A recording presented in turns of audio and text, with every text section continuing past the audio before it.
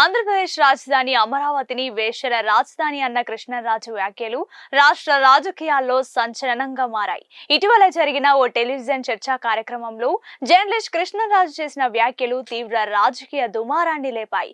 YSR Congress party అనుకూల media ఛానల్లో ఈ వ్యాఖ్యలు చేయడంతో వివాదం మరింత ముదిరింది. ఈ వ్యాఖ్యల వెనుక రాజకీయ దురుద్దేశాలున్నాయని, అమరావతి బ్రాండ్ ను దెబ్బతీసే కుట్రలో ఇది భాగమని తెలుగుదేశం పార్టీ, ఇతర ప్రజా సంఘాలు తీవ్రంగా ఆరోపిస్తున్నాయి. ముఖ్యమంత్రి చంద్రబాబు నాయుడు అమరావతిని దేవతల రాజధానిగా అభివర్ణించడాన్ని ప్రస్తావిస్తూ దానికి ప్రతికూలంగా అమరావతిని వేశ్యల రాజధాని అని వివాదాస్పద వ్యాఖ్యలు చేశారు.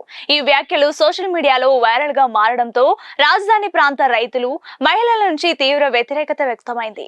వారు ఆందోళనలకు దిగి కృష్ణరాజు ప్రముఖ ఛానల్ యాజమాన్యం క్షమాపణ చెప్పాలని డిమాండ్ చేశారు. అయితే ఈ వివాదం వెనుక బలమైన రాజకీయ కారణాలున్నాయని విశ్లేషకులు భావిస్తున్నారు. వైఎస్ జగన్మోహన్ రెడ్డి నేతృత్వంలోని గత వైఎస్ఆర్ కాంగ్రెస్ పార్టీ ప్రభుత్వం అమరావతికి బదులుగా 3 రాజధానుల ప్రతిపాదనను తెరమీదికి తెచ్చినప్పటి నుంచి అమరావతిపై వ్యతిరేక ప్రచారం జరుగుతుందని టీడీపీ ఆరోపిస్తోంది.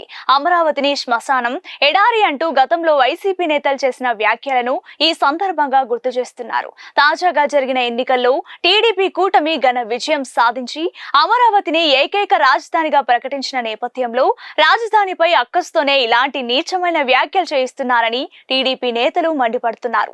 ఈ వివాదంపై చంద్రబాబు ప్రభుత్వం తీవ్రంగా స్పందించింది.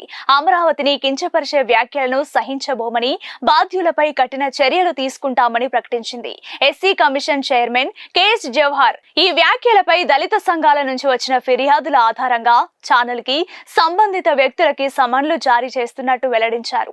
భవిష్యత్తులో ఇలాంటి వ్యాఖ్యలు చేసిన వారిపై కఠిన చర్యలు తీసుకుంటామని హెచ్చరించారు. అలాగే మహిళా కమిషన్ ఈ అంశాన్ని సుమోటోగా తీసుకుని విచారణ జరపనున్నట్లు ప్రకటించింది. ప్రముఖ ఛానల్ వైసీపీ పార్టీ ఈ వ్యాఖ్యలతో తమకు సంబంధం లేదని ప్రకటించాయి. డిబేట్ లో పాల్గొన్న వ్యక్తులు అభిప్రాయాలు తమవి కాదని స్పష్టం చేసింది. అయితే వారు ఈ వ్యాఖ్యలపై బహిరంగ క్షమాపణ చెప్పడానికి ముందుకు రాలేదు. ఇది మరింత విమర్శలకు దారితీసింది. ఛానల్ యాజమాన్యంపై చట్టపరమైన చర్యలు తీసుకోవాలని డిమాండ్ చేస్తూ పలువురు సోషల్ మీడియాలో పోస్టులు చేస్తున్నారు. వైసీపీ గతంలోనూ అమరావతి రాజధాని విషయంలో విమర్శలు ఎదుర్కొంది. ముఖ్యంగా 3 రాజధానుల ప్రతిపాదనతో అమరావతి ప్రాంత ప్రజల నుంచి తీవ్ర వ్యతిరేకతను చవిచూసింది. ఈ తాజా వివాదం ఆ పార్టీ ఇమేజ్ ను మరింత దెబ్బతీసింది. ఈ వివాదం వైసీపీకి రాజకీయంగా భారీ నష్టాన్ని కలిగించింది. ఏది ఏమైనా ఇది రాష్ట్ర రాజకీయాల్లో కూటమి ప్రభుత్వానికి సానుకూలంగా మారే అవకాశాలు పుష్కలంగా ఉన్నాయని తెలుస్తోంది.